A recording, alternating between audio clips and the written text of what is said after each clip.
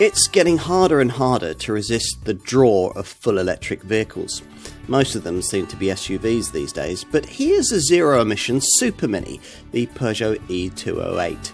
It looks snappy, does 211 miles between charges, has no practicality downsides over the combustion engine version, and comes with monthly payment finance you could justify. What's not to like?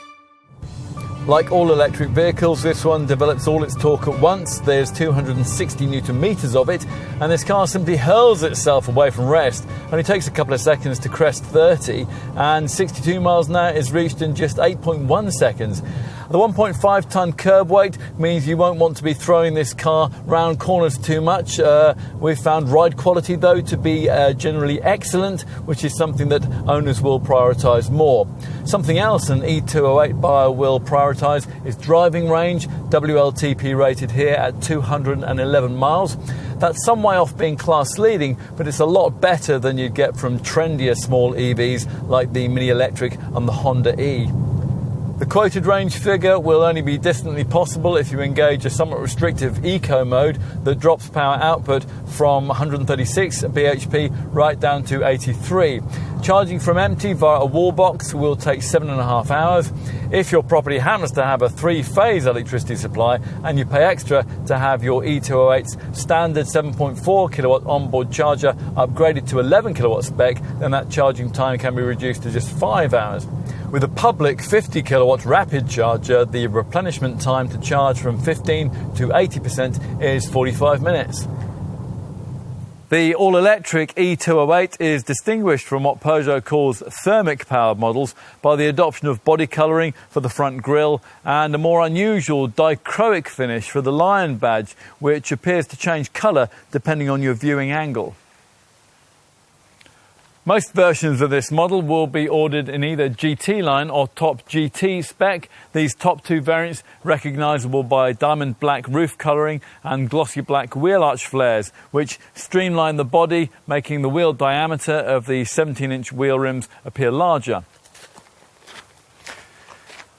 Let's take a look inside.